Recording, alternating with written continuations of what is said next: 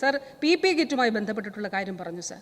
Sir കേരളത്തെ സംബന്ധിച്ചിടത്തോളം നമുക്കറിയാം ആ കാലഘട്ടത്തിൽ മഹാമാരി കൊടുമ്പിരി കൊണ്ട് നിൽക്കുന്ന ഒരു കാലഘട്ടത്തിൽ ആഗോളതലത്തിൽ പി കിറ്റിനും മറ്റും എല്ലാ സാമഗ്രികൾക്കും ദൗർലഭ്യം നേരിട്ടുള്ള ഒരു കാലഘട്ടത്തിൽ എങ്ങനെയും പി കിറ്റുകൾ അത് വാങ്ങണം, ഗ്ലൗസ് ഉൾപ്പെടെ വാങ്ങി അത് സംഭരിക്കുന്നതിന് വേണ്ടിയിട്ടാണ് സർ സംസ്ഥാന സർക്കാർ ശ്രമിച്ചിട്ടുള്ളത്. സർ നമ്മുടെ നഴ്സസ്, നമ്മുടെ ആരോഗ്യ പ്രവർത്തകർ, നമ്മുടെ ഡോക്ടേഴ്സ്, അതോടൊപ്പം ഫീൽഡിൽ പ്രവർത്തിക്കുന്നവർ, സർ മൃതദേഹം അടക്കം ചെയ്യാൻ പോലും ആളില്ലാതിരുന്ന ഒരു കാലഘട്ടത്തിലാണ് അതിനെക്കുറിച്ചാണ് സംസാരിക്കുന്നത് എന്നുള്ളത് ഓർക്കണം സാർ. വീട്ടിലേക്ക് മൃതദേഹം കൊണ്ടുവരാൻ കഴിയാതിരുന്ന ഒരു സാഹചര്യത്തെക്കുറിച്ചാണ് സംസാരിക്കുന്നതെന്ന് ഓർക്കണം സാർ. സർ പി കിറ്റ് ഇട്ടുകൊണ്ട് മൃതദേഹങ്ങൾ മറവ് ചെയ്തിരുന്ന ഒരു കാലഘട്ടത്തെക്കുറിച്ചാണ് സംസാരിക്കുന്നതെന്ന് ഓർക്കണം സാർ.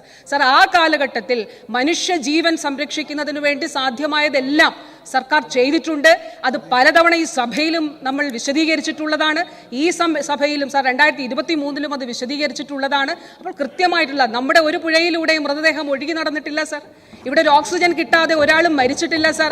വെന്റിലേറ്റർ കിട്ടാതെ ഒരാളും മരിച്ചിട്ടില്ല സാർ. സാർ വികസിത രാജ്യങ്ങളിൽ അത് സംഭവിച്ചിട്ടുണ്ടെന്നുള്ളത് നമ്മൾ കാണണം സാർ. വികസിത രാജ്യങ്ങളിൽ നിന്ന് മുതിർന്ന പൗരന്മാരെ അടക്കം ഇവിടേക്ക് ചികിത്സയ്ക്ക് വേണ്ടി വിട്ട സാഹചര്യം ഉണ്ടെന്ന് ഓർക്കണം സാർ. സാർ അതുകൊണ്ട് കേരളത്തിന്റെ പൊതുമനസ്സ് തിരിച്ചറിഞ്ഞുകൊണ്ട് അതിനൊപ്പം ഇങ്ങനെയുള്ള നമുക്ക് രാഷ്ട്രീയമായിട്ടുള്ള വ്യത്യസ്തതകൾ ഉണ്ടെങ്കിൽ ഇങ്ങനെയുള്ള ഒരു അടിസ്ഥാനമില്ലാത്ത കാര്യങ്ങളിലേക്ക് ദയവായിട്ട് ബഹുമാനപ്പെട്ട പ്രതിപക്ഷ പോകരുതെന്നും വസ്തുതാവിരുദ്ധമായിട്ടും കാസ്പ് സംബന്ധിച്ചാണെങ്കിലും മരുന്ന് സംബന്ധിച്ചാണെങ്കിലും KMCL സംബന്ധിച്ചാണെങ്കിലും സാർ അങ്ങനെയുള്ള കാര്യങ്ങളിലേക്ക് പോകരുതെന്ന് ദയവായിട്ട് അഭ്യർത്ഥിക്കുകയാണ് സാർ.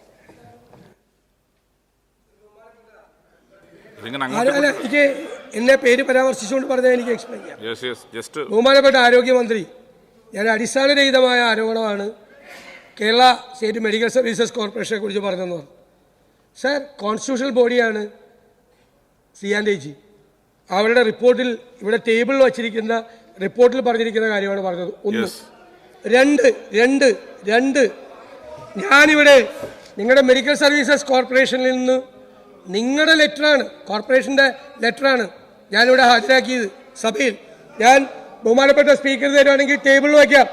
സാർ 5:55 550 രൂപയുടെ മരുന്ന് വേണ്ടാന്ന് പറഞ്ഞിട്ട് എന്താ പിന്നെ നമ്മുടെ ആശാണ് നാട്ടുകാരുടെ പൈസ 7:48 1550 രൂപയുടെ മരുന്ന് മേടിച്ചിട്ട് കോവിഡ് കാലമാണെന്ന് പറയണത് എന്താണ്? അഴിമതിയാണ്, അഴിമതി. അത് ഞങ്ങൾ നോക്കിക്കോളാം. ബഹുമാനപ്പെട്ട മുഖ്യമന്ത്രി. ഒരു സെക്കൻഡ്. നമ്മുടെ ഈ നിയമസഭയ്ക്കുള്ളൊരു പവിത്രതയും പ്രാധാന്യവും എല്ലാം ഉണ്ട്. ഒരു മരുന്നിന് ചാത്തൻ മരുന്നുകൾ അന്നൊരു പേര് പറയുക എന്നത് ഒരു ശരിയല്ല. ചാത്തൻ പൂട്ടാൻ പോകട്ടെ, ചാക്കോ നാട് ഭരിക്കട്ടെ എന്ന് വിമോചന സമരകാലത്ത് ഉയർന്ന മുദ്രാവാക്യമാണ്. നമ്മുടെയൊക്കെ മനസ്സിൽ ഒരു ജനതയോട് കാണിക്കുന്ന മോശമുണ്ട്. അങ്ങനെ ഒരു പ്രയോഗം നമ്മുടെ രേഖകൾ ഉണ്ടാവാതിരിക്കുന്ന നല്ലതാണെന്നാണ് പറയാനുള്ളത്.